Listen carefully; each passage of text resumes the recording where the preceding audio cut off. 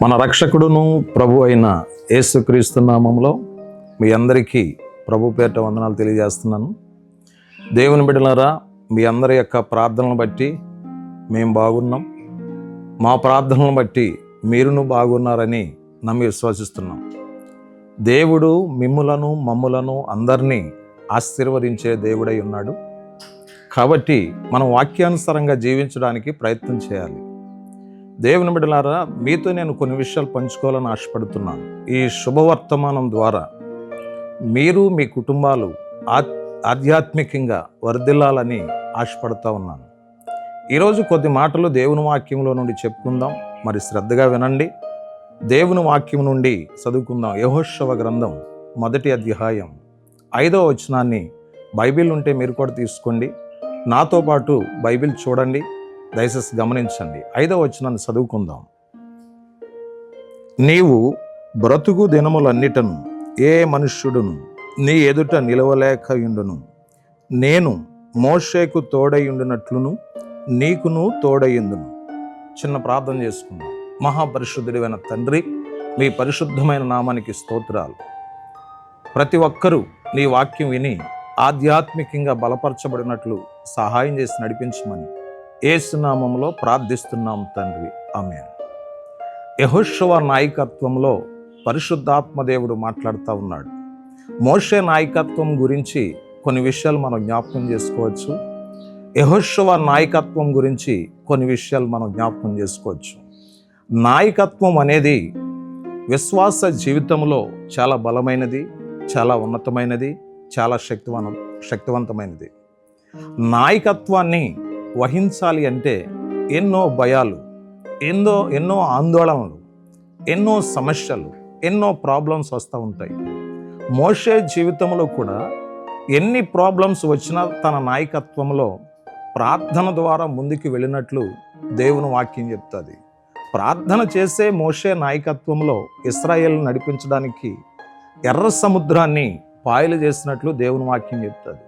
అంతేకాదు దేవుని బిడ్డలారా, ఇశ్రాయేలీయులకు ఆకలైనప్పుడు, ఇశ్రాయేలీయులకు దాహమైనప్పుడు దేవుడు ఆకాశము నుండి మన్నాను కురిపించి వారి ఆకలను తీర్చాడు. ఇశ్రాయేలీయులకు దాహమైనప్పుడు బండను చీల్చి నీళ్ళిచ్చాడు. మోషే నాయకత్వంలో ఎన్ని అద్భుతాలు జరిగినా మోషేకు ఎన్నో ఎదురు దెబ్బలు, మోషేకు ఎన్నో ప్రాబ్లమ్స్.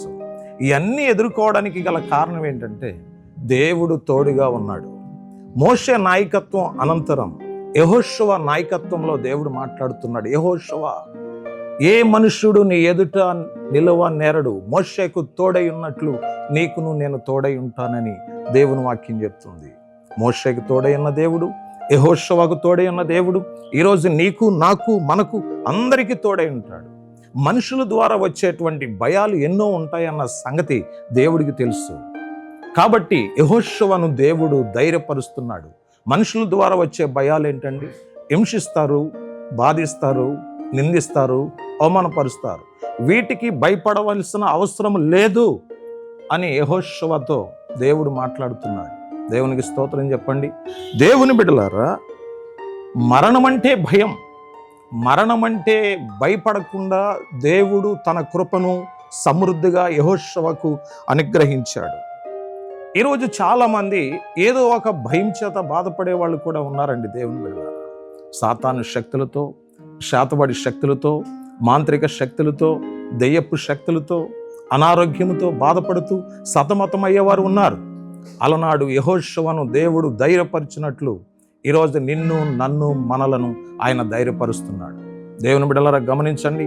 యెహోషువకు తోడై ఉన్న దేవుడు, మోషేకు తోడై ఉన్న దేవుడు, మోషేను యెహోషువను నడిపించిన దేవుడు ఈరోజు నీవు ఎవరైనా కానీ నిన్ను, నన్ను నడిపించడానికి ఆయన ఇష్టపడుతున్నాడు. అయితే మన జీవితం, మన వ్యక్తిగత పరిస్థితి, మన ప్రవర్తన, మన క్రమశిక్షణ దేవునికి ఇష్టమైనదిగా ఉండాలి. దేవునికి ఇష్టమైనదిగా ఉండాలి అని అంటే దేవుని వాక్యానుసారంగా మనం జీవించాలి. దేవుని వాక్యానుసారంగా ఎప్పుడైతే మనం జీవిస్తామో దేవుడు మనల్ని ధైర్యపరిచి ముందుకు నడిపిస్తాడు. దేవుడు ఈ చిన్న మాటలను దీవించునుగాక. మీ అందరి కోసం నేను ప్రార్థన చేస్తున్నాను. దయచేసి తలలు వంచండి. మహాపరిశుద్ధుడైన తండ్రి, మీకు స్తోత్రాలు. మోషే నాయకత్వాన్ని బలపరిచావు నాయన.